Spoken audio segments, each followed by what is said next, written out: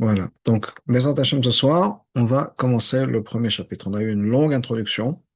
Dans cette longue introduction, Rabbeinu Bachai, l'auteur, nous a vendu, si on peut dire, le bitachon, nous a expliqué voilà, pourquoi le bitachon est important. Et comme il a dit à la fin de l'introduction, ce qui va être ce qui va correspondre aux 7 chapitres, il y a 7 points dont il va parler, qui vont devenir les 7 chapitres du livre. Et qui vont nous permettre donc de comprendre ce que c'est que le bitachon, et c'est avec ça qu'on va commencer. Qu'est-ce que c'est que le bitachon? Et ensuite développer pourquoi le bitachon, comment est-ce qu'on sait qu'on peut être sûr du bitachon, les shtadlut, le bitachon, etc. On va rentrer dans tous ces détails. Et comme d'habitude, on va partager notre texte pour pouvoir rentrer et étudier donc le texte sur le bitachon. Donc c'est le Père Caleb pour celles qui suivent avec le livre en français. On est dans le premier Pérec. Perek Aleph, c'est un tout petit Perek. Voilà, vous voyez Perek Aleph en haut, Perek Bet, c'est déjà en bas. Donc, c'est un tout petit Perek. Et, mais comme tout, il est rempli de sens et rempli de messages et d'enseignements dont on va parler. Alors, Shah Bitachon Aleph. Donc, on est dans le Perek Aleph. Ach Maut Habitachon. Qu'est-ce que c'est que l'essence du bitachon? On parle de bitachon, c'est important, etc. Mais c'est quoi le bitachon? Comment est-ce qu'on peut définir le bitachon? Quelle est la définition du bitachon? Est-ce que Rabbi Bachai vient de dire le bitachon, hi menuchat nefesh aboter? C'est une paix, un calme intérieur, un calme de nefesh de l'âme, nuchat en nefesh, comme on dit souvent, haboter de la personne qui fait confiance qu'à ce bitachon-là. C'est un feeling, c'est un sentiment, une sensation de calme. On se sent en sécurité. Et ça, c'est ce qui est important, c'est justement ce sens de sécurité, ce sens je vais dire de confiance, mais c'est répéter le même mot que le bitachon. Un instant, je vois qu'il y a quelqu'un qui a un problème, je vais poser. Donc, euh, comme je disais, c'est un sentiment, c'est un feeling d'un calme intérieur, se sentir calme à l'intérieur. Dans le sens où, voilà, on est porté par Hachem, tout va bien. C'est cette confiance de savoir qu'on n'a pas besoin de s'inquiéter. On n'a pas besoin de tout porter sur ses épaules. On n'a pas besoin d'être responsable de tout. On peut souffler, on peut respirer. Et il y a quelqu'un qui gère. Il va même pas rentrer dans ce pérec, même au début, dans le deuxième pérec, dans le pérec bête, où il va parler de cet aspect du bitachon. Il ne s'agit même pas nécessairement de faire confiance à Hachem dans le sens où le bitachon, c'est cette confiance. Donc il va expliquer ce que c'est que la confiance. Alors, bien sûr, à qui on peut avoir vraiment 100% confiance, c'est Hachem.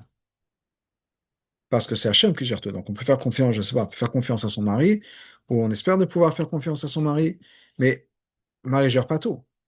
Parce qu'il y a plein de choses qui sont dans les mains d'Hachem. Le parnassa et la santé, etc., etc., etc. Donc même lui, ses mains sont liées, si on peut dire. Donc, mais au bout du compte, avoir confiance, c'est-à-dire de se savoir porter, de se savoir qui est quelqu'un une entité, si on peut dire, une existence qui s'occupe de nous, sur qui on peut se reposer et tout va être géré, c'est ça le bitachon. Cette menouchat nefesh, c'est un calme intérieur. On se sent calme. On ne se sent pas stressé, on ne se sent pas comme on a besoin de porter le poids, le fardeau du monde et de tout gérer, sinon on va savoir ce qui va se passer. C'est ce calme, cette menouchat nefesh. Véché libo samour al mishebatach alav. Que dans son cœur, il puisse se reposer sur la personne, l'entité, mi, sur qui on se repose, vers qui on a le bitachon.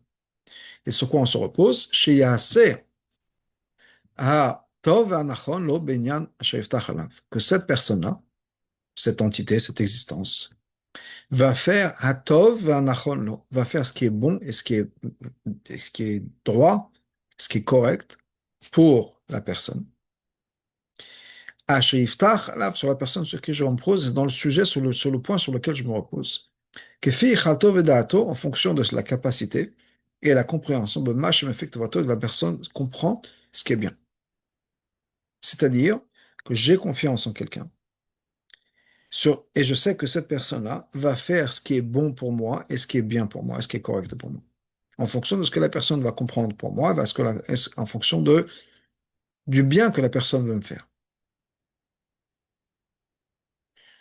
Donc, il y a ce sentiment, il y a cette tranquillité qui se met en place, qui se met en nous, de se dire, il y a quelqu'un qui pense à moi, il y a quelqu'un qui m'aime, il y a quelqu'un qui s'inquiète de moi dans le sens qui veut savoir, qui essaie de faire ce qui est bien pour moi et qui a des bonnes volontés et des bonnes intentions. Quelqu'un qui est bénévolent, quelqu'un qui veut du bien et qui va faire le maximum, qui va faire son possible pour me faire du bien. Et ça, c'est le bitachon. Ce sentiment, donc il dit Maot bitachon, et donc c'est Minuchat nefesh.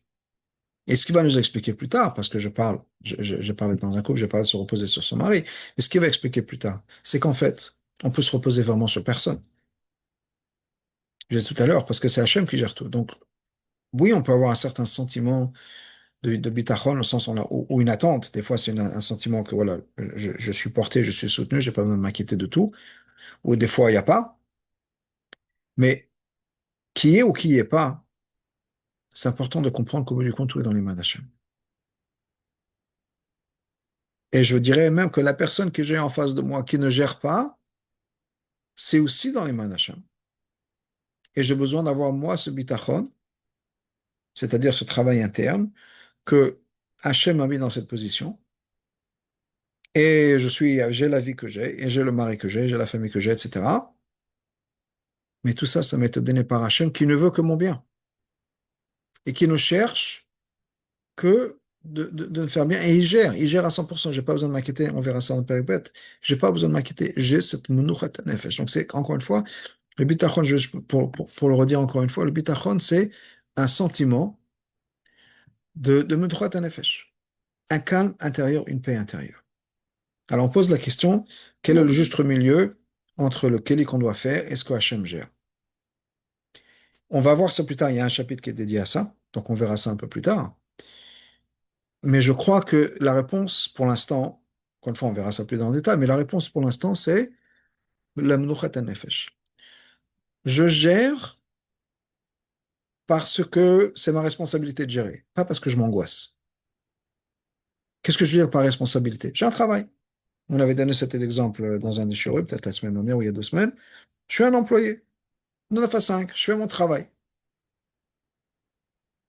Je vais donner un autre exemple, qui est la même idée, mais c'est un autre exemple. Il y a une conversation que j'ai eue une fois avec un shaliach, un autre shaliach. Ce shaliach, il s'avère que c'est le fils du Rav Binyamin Klein, le secrétaire du Rabbi.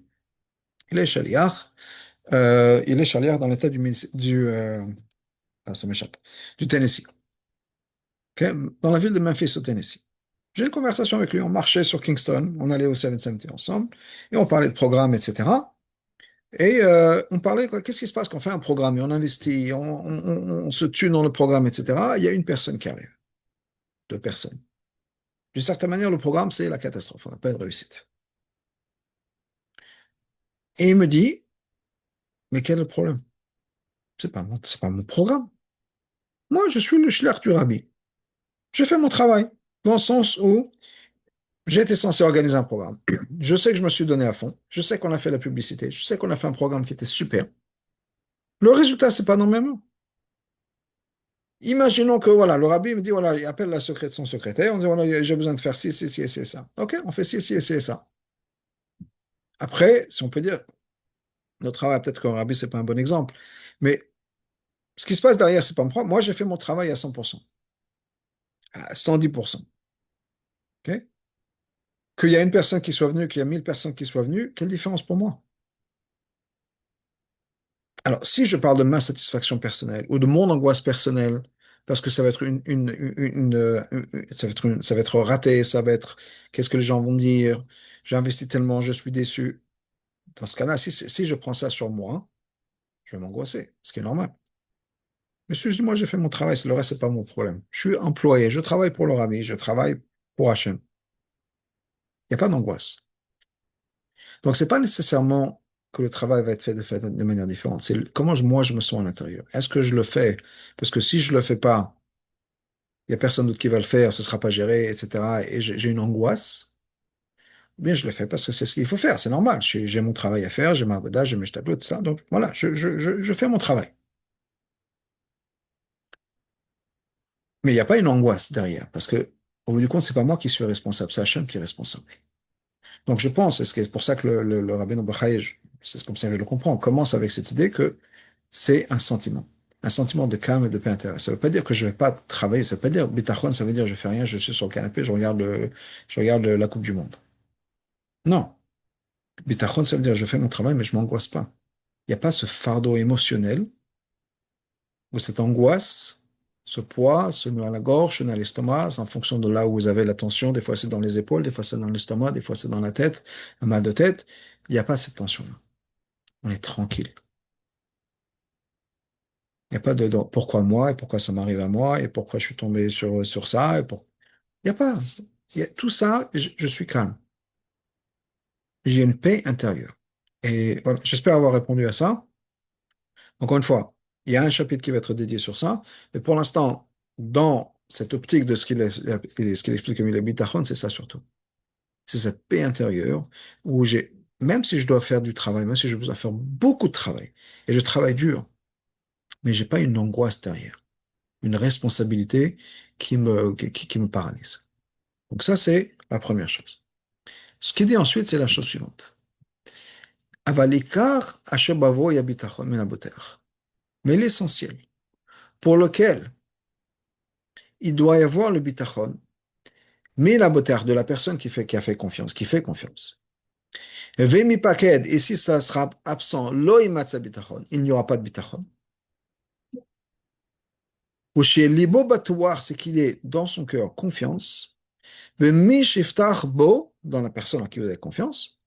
Chez kayem mashamar veyase masha, qu'il va faire ce qu'il a dit qu'il allait faire.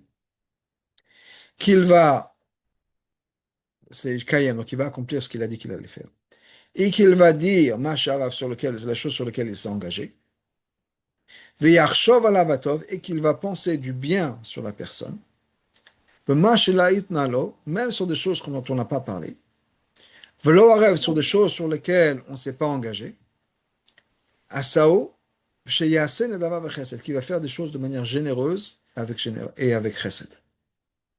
Donc il dit, c'est non seulement ça, c'est non seulement cette menochat nefesh, mais il dit, ça va au-delà de ça. Et c'est d'ailleurs le test, si on peut dire, est-ce que j'ai le bitachon, est-ce qu'il n'y a pas de bitachon? Sans ça, il n'y a pas de bitachon. C'est quoi ce bitachon-là? Que j'ai confiance, que la personne sur qui je me repose, en qui j'ai confiance. On parle d'Hachem, encore une fois, là, pour l'instant, il définit le bitachon, donc c'est pas lié à Hachem, ça peut être Hachem, ça peut être ma poupée, ça peut être n'importe quoi. C'est le fait que j'ai confiance. Vous savez, qu'est-ce que ça veut dire avoir confiance? Donc, avoir confiance, il dit, c'est que je sais que la personne sur qui je me repose va faire ce qu'il a dit ou ce qu'elle a dit qu'il va faire. Ça, c'est premièrement. J'ai cette confiance. Je peux me reposer sur ça. Deuxièmement, au-delà de ça, non seulement la personne a dit ce qu'elle allait faire, et non seulement la personne s'est engagée, mais que cette personne est bienveillante, et que cette personne va vouloir, et non seulement bienveillante et généreuse, va vouloir me faire du bien, même sur des choses dont on n'a pas parlé, même s'il y a pas, on ne s'est pas mis d'accord sur quelque chose, mais je sais que cette personne-là ne veut que mon bien et, euh, et cherche à faire du positif pour moi. Et ça, c'est quelque chose de très important. Pour celles qui n'ont pas dans l'envie, vous savez à quel point c'est important. C'est dire, OK, je ne peux pas faire confiance à quelqu'un quand je lui demande, je demande à cette personne de faire quelque chose et je ne sais jamais si ça va le faire ou pas faire. Donc, quand il s'agit d'Hachem, c'est d'avoir cette confiance que Hachem ne veut que du bien et va le faire. Et non seulement il ne veut que du bien, mais il va aller au-delà de ce qu'on s'est mis d'accord. Ce qu'on s'est mis d'accord, ça peut être n'importe quoi, dans le sens où il n'y a pas d'engagement particulier, ça peut être l'achlotot qu'on fait, etc. On va rentrer dans l'idée de penser bien, Tarshov Tov Yetov. Mais c'est cette idée-là sur qui je peux vraiment me reposer, je n'ai pas à m'inquiéter parce que je sais que c'est quelqu'un qui m'aime, qui ne me veut que du bien et qui cherche, qui est proactif dans le bien, dans le chesed. Alors, la question est posée, donc comment on sait de quoi il s'agit quand ce que la personne dit qu'elle va faire en parlant d'Hachem? C'est-à-dire, comment est-ce qu'on sait ce qui va se passer par rapport à Hachem? Déjà, une chose, c'est ce qui nous arrive, la vie. Donc on sait que euh, tout ce qui nous arrive dans le passé, présent, disons, c'est-à-dire peut-être qu'on ne connaît pas le futur, c'est ça vient de Hachem, donc si c'est Hachem, et j'ai dans ma tête que tout ce qui m'arrive, c'est Hachem ne me veut que du bien. Il n'y a pas, c'est pour se venger, c'est pour me punir. Non, Hachem ne me veut que du bien. Et je peux lui faire confiance qu'il ne veut que du bien. C'est-à-dire avoir encore une fois cette paix intérieure en moi, qui est de ne pas se battre contre la volonté d'Hachem, pas se battre contre Hachem, parce que je sais qu'Hachem ne me veut que du bien. Au-delà de ça, c'est une confiance par rapport au futur, qui est tout ce qui va m'arriver. Ça ne peut être que du bien. Parce que je sais que Hachem ne cherche que mon bien. Je le sais. J'ai confiance. Et je suis dans cette vie, dans cette approche, dans cette dimension où tout ce qui m'arrive, ça vient d'Hachem. Et tout ce qu'Hachem me veut, c'est que du bien.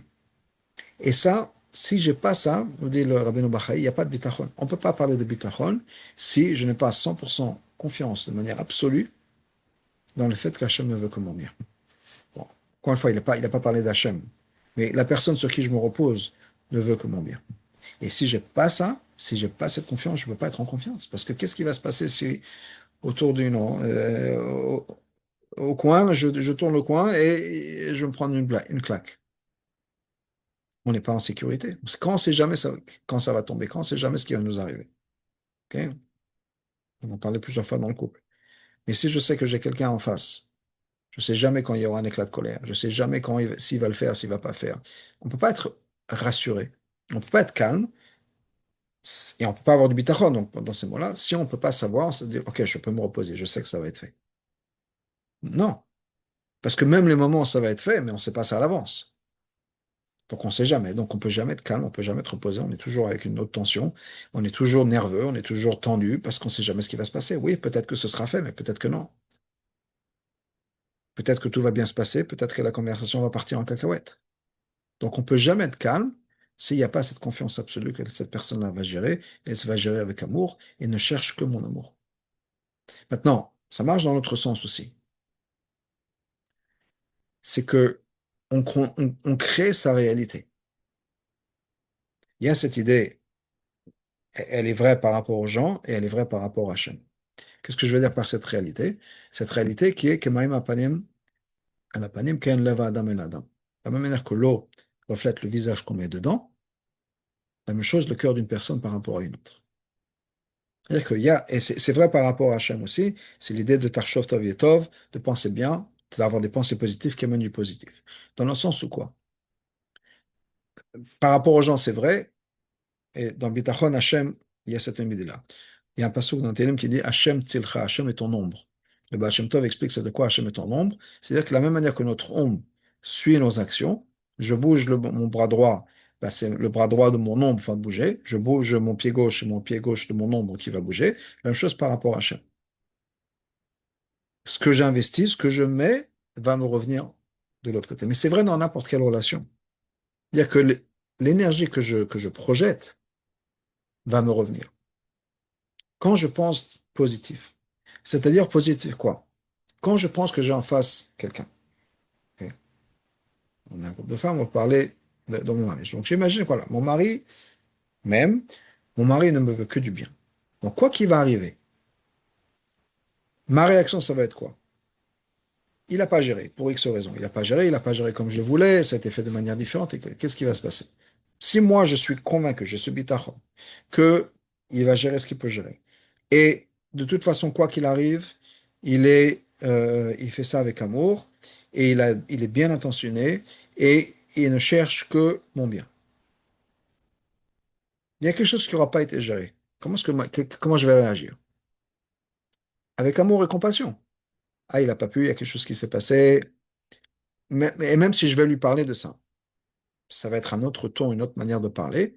Quand je sais que je le fais par amour, dans le sens où j'ai un amour, un respect pour lui, et je lui fais confiance en disant, OK, je suis sûr qu'il y a quelque chose qui s'est passé, c'était hors de tes moyens, ou bien si c'est quelque chose qui a été fait de manière qui ne me correspond pas. Ou bien il a dit quelque chose. Et des fois, dans la conversation, il a dit un truc, une phrase idiote.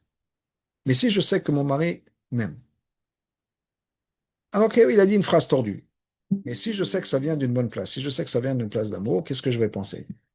Bon, il est un peu idiot.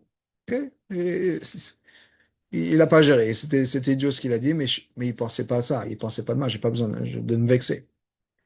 Si, donc, si je réagis comme ça, qu'est-ce qui va se passer? Je réagis avec amour, je réagis avec patience. Mon mari voit ça. Comment est-ce que lui va réagir? Bah, très bien, bah, mais super. Ma femme, elle est là, elle me soutient, elle m'aime, elle m'apprécie. La fois d'après, il fera des plus d'efforts. La fois d'après, il sera encore plus dans l'amour. Il voudra donner parce que on crée un cercle, un cycle. Si au contraire, je m'énerve, t'as pas à gérer, encore une fois, à chaque fois que je te demande quelque chose, tu fais jamais, de toute façon, t'en as rien à faire de moi. Comment lui va réagir quand il entend ça?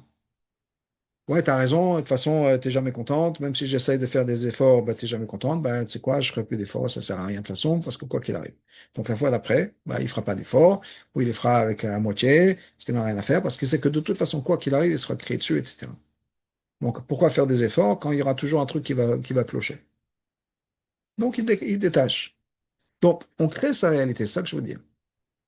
Surtout dans les relations, on crée sa réalité par rapport à sa perspective. Donc, la perspective que j'ai sur la personne sur qui je suis censé me reposer va elle-même déclencher, ça va faire boule de neige, on peut dire, ça va déclencher un cycle dans lequel je vais recevoir ce que j'ai investi. Mais d'une certaine manière, par rapport à Hachem, c'est la même chose. Pas parce qu'Hachem va se vexer si on lui dit non, pas comme un être humain, mais parce qu'Hachem va réagir, encore une fois, Kemaim Apanim El Apanim, ou Hachem Tzilcha, c'est trop pasouk, qui est je m'occupe de toi, si on peut dire, en fonction de ce que tu attends. Hachem ne s'impose pas à nous. Hachem ne s'impose pas à nous. Tu me veux, je suis là. Tu me veux pas, je suis pas là. Un des exemples de cette histoire, c'est l'histoire de Purim. La Bible pose la question, dans la Gemara Megillah, il dit comment ça se fait que toute la génération de d'Achashverosh, enfin, c'est une question que la Gemara pose, comment ça se fait que la génération d'Achashverosh, c'est l'histoire de Purim, a mérité Chaz Shalom ce qui aurait pu se passer, un holocauste Chaz Shalom. La réponse de la Gemara, c'est parce que nous, Mesudatosh Lotarasha, ils étaient contents, heureux d'avoir été invités au repas d'Achashverosh. Mais pour être heureux avoir été invité à un repas qui est un repas kasher, il y avait des repas kasher. Donc c'est pas qu'ils ont mangé pas kasher, c'est qu'ils étaient fiers, heureux, contents. Ils avaient une ana, ils étaient une achat, si on peut dire, d'avoir été invités. Le Seuda. Qu'est-ce que ça veut dire? Ça veut dire, bon, maintenant on n'a plus besoin d'Hachem, on est bon, on est accepté par la société. L'Élysée, la Maison Blanche nous ont invités, on fait partie, on est intégrant de la société, tout va bien. La vie est belle, on n'a plus besoin de la protection d'Hachem. Hachem l'a dit, vous ne voulez pas de ma protection, il n'y a pas de souci. Vous gérez sans ma protection. Quand on doit gérer sans la protection d'Hachem, ben, la vie n'est pas très belle. Il y a les antisémites qui se réveillent, et sans la protection d'Hachem, ben, comme on dit dans Veishamda, chez l'Oechad Bilvad, chaque génération, il y a toujours des antisémites qui vont revenir, qui vont dire, bon, les Juifs, et ci, et ci, et ça. Rentrez chez vous, partez de chez vous. Quel que soit l'endroit, on n'est jamais. On dit, les Juifs, ils sont tous riches, ils sont tous pauvres. Partez de Pologne ou d'Amérique ou d'Afrique du Nord. Partez, rentrez en Israël. Une fois qu'on est rentré en Israël, on dit partez d'Israël, rentrez de chez vous en Europe ou ailleurs. On ne peut pas faire plaisir à qui que ce soit. Donc c'est un peu ce qui va se passer ici. Qui est l'idée de Tarshov Tov Yetov. Quand on pense de manière positive, quand on montre à Hachem, je me repose sur toi. Mes yeux sont fermés, si on peut dire, je te fais à 100% confiance. Hachem dit, il n'y a pas de souci. Je vais gérer. Tu me fais confiance, je suis là pour toi. Tu ne me fais pas confiance, tu préfères gérer toi-même, ce qui est ce qu'on fait souvent. Quand on a ces angoisses, quand on a ces trucs, on dit, bon, si moi je ne vais pas gérer, ça va être la catastrophe. Je me dis, tu veux gérer, il n'y a pas de souci, je te laisse gérer. Tu gères à ta manière, comme tu veux, il n'y a pas de souci. Hachem ne s'impose pas. Hachem, c'est un gentleman, si on peut dire. Ok. Il va avec nous en fonction de ce qu'on veut. Tu veux que je gère, je gère. Tu veux toi gérer? Il n'y a pas de problème, gère-toi. Mais entre-temps, quand c'est nous qui devons tout gérer ce qui se passe dans notre monde, il y a un poids, il y a un fardeau. Et ça ne veut pas dire, encore une fois, faire les choses. C'est l'angoisse qui va avec. On peut faire ce qu'il faut faire. C'est à nous de nous donner à manger à nos enfants, de s'occuper, de changer les couches, de leur donner un bain. Il n'y a pas de souci. Mais est-ce qu'on est angoissé parce qu'on sent le poids, la responsabilité de l'éducation de nos enfants et qu'il n'y a personne d'autre qui va gérer et que si on ne s'occupe pas, qui va savoir ce qui va se passer, etc. Ou bien, non, on est partenaire avec Hachem. Bon, Hachem m'a voulu que c'est moi qui le... Moi, je m'occupe des repas, et moi, je m'occupe de ci. Et Hachem s'occupe de comment les enfants vont grandir en bonne santé et avoir un bon chinour et des bonnes midotes, etc. C'est une légèreté dans la vie. C'est un poids et c'est dire Ashlech al Hachem, on jette notre fardeau sur Hachem, on met ça sur les épaules. On le dépose au pied d'Hachem, si on peut dire. On dit voilà, tu gères. Moi, je fais mon travail. Mais l'angoisse, elle est pour toi. Et quand on a cette perspective, encore une fois, on crée cette perspective en disant je me repose sur Hachem. Hachem, à toi de gérer. Tarchov, toi, tu penses bien, ce sera bien. Parce qu'on se repose sur Hachem et Hachem est là pour nous. Hachem est là pour nous comme nous le voulons, sous nos conditions. C'est nous qui déterminons les conditions. Donc, si encore une fois on se repose sur Hachem, Hachem est là pour nous. Si on décide de tout prendre nous sur nos épaules, l'angoisse, et si je ne fais pas, il n'y a rien qui va se passer, si je ne gère pas, tout va partir, on va savoir où. Je me dis, tu préfères gérer à ta manière, gère, il n'y a pas de souci. Il y a le Rav Yossi Jacobson, pour ceux qui connaissent Y.Y. Jacobson, il racontait une histoire. Dans ses shows sur le Tanya qu'il a, il dit qu'il avait rencontré quand il était Bacho, il y a ce qu'on appelle Merkach Shlichut, c'est quand il y a des Bachorim pendant l'été principalement, mais des fois pendant Pessah ou Sukkot, mais surtout pendant l'été quand il n'y a pas les yeshivas, voyage dans différentes communautés, là où il n'y a pas une présence d'un Bet Chabad ou une synagogue tout le temps. Donc des endroits un peu perdus. Il avait rencontré un juif dans un endroit perdu. C'était quelqu'un qui avait tout perdu dans la vie. C'est quelqu'un qui était un homme d'affaires, qui avait très bien réussi. Malheureusement, il a commencé à rentrer dans la drogue. Et il a dépensé tout son argent, il a emprunté de l'argent sans payer, et il a été mis en prison parce qu'il a fait des choses pas légales pour à cause de la drogue, etc. Et bien sûr, après ça, sa femme a décidé de divorcer. Il a tout perdu. Il a perdu sa famille, il a perdu son emploi, il a tout perdu. Bon, il a passé son temps, comment dire, en prison. Il a fini cette partie-là. Et euh, il sort avec rien. Plus de famille, plus de travail, plus rien. Personne ne voulait l'engager parce que bon, il sortait de prison. Il a trouvé une petite pièce, un petit studio quelque part à louer, mais bon, très rapidement, il y a pas, il commence ça devient très très très difficile. Il commence à faire des deals avec Hachem. Il trouve pas de travail. Il regarde dans les petites annonces, rien, pas de travail. Il commence à faire des deals avec Hachem. Hachem, je vous donne le maaser, je vais donner 10% du travail. Hachem, je vais donner 20%, Hachem, je vais donner 30%. Rien, il n'y a rien qui marche. Tous les deals qu'il fait, il n'y a rien qui marche. À un moment, il se lève. Un jour, il dit Hachem, tu sais quoi, t'as gagné. T'as gagné. J'abandonne. Je suis dans tes mains. Tu fais de moi ce que tu veux. Clairement, tu veux pas que je trouve un travail, ou en tout cas pas pour l'instant. J'ai essayé de négocier, si on peut dire, mais dans le sens où c'est moi qui contrôle les négociations. Voilà, j'offre 10% de ma Zdaka, 20% de Zdaka, mais c'est moi qui négocie, donc c'est moi qui gère. Je veux contrôler la situation. Donc, tu veux, ben voilà, j'abandonne. J'essaie plus de gérer, tu fais ce que tu veux de moi, travail ou pas travail, je suis dans tes mains. Et le moment où il a dit ça, le téléphone a sonné, avec qui il a demandé un rendez-vous, une interview pour un travail, on l'a rappelé, il a eu son interview, il a eu son travail. Des fois, il faut laisser Hachem gérer. Parce que même quand on essaie de faire ça, ces manipulations d'Hachem, on fait des achlotot, et voilà, que si tu vas faire ce que je te demande, moi, alors moi je vais faire aussi, je vais donner un peu la tzedaka, je vais faire ci, faire ça. On essaie de manipuler Hachem, c'est nous qui essayons de contrôler les choses. Ça ne marche pas. Donc ce qu'il dit ici, c'est que le bitachon, c'est d'avoir la confiance en Hachem et de le laisser gérer. Mais encore une fois, ça vient d'une place de confiance en Hachem, parce que Hachem nous aime. Hachem ne veut que notre bien. C'est pas parce qu'on se résigne en disant, Hachem, de toute façon, tu veux que du mal, ça ne servira à rien. Non, non, au contraire. Je sais que tu m'aimes. Je sais que tu ne veux que du positif pour moi. Pourquoi je m'angoisse? Pourquoi est-ce que j'ai besoin de me battre contre ta volonté? Encore une fois, ça ne veut pas dire de ne pas faire des actions, l'un de l'autre. Je me répète encore une fois, il y aura un chapitre sur ça. Mais c'est cette angoisse-là. C'est cette angoisse-là sur laquelle on a besoin de travailler, qui est de trouver un calme, une paix intérieure, en disant, ah, je suis dans les mains d'Hachem. Pourquoi est-ce que je m'angoisse? Et une fois qu'on arrive à trouver cette paix-là, on est tellement plus productif on peut tellement mieux gérer tout ce qui nous arrive. Parce qu'il n'y a pas toute cette énergie négative qui part dans l'angoisse et qui nous paralyse d'une certaine manière ou nous rend coléreuses ou autre chose. On peut souffler, on peut respirer et là, on peut avancer. Donc, trouvez ça. Donc, Bezrat Hashem, on va s'arrêter là. On a fini un Pérec, donc c'est bien. Le Pérec bête va être un peu plus long. Mais donc, c'est trouver cette paix à l'intérieur. C'est vraiment de pouvoir respirer, de pouvoir souffler, de pouvoir se retrouver, qui change tout. Voilà. S'il y a des questions,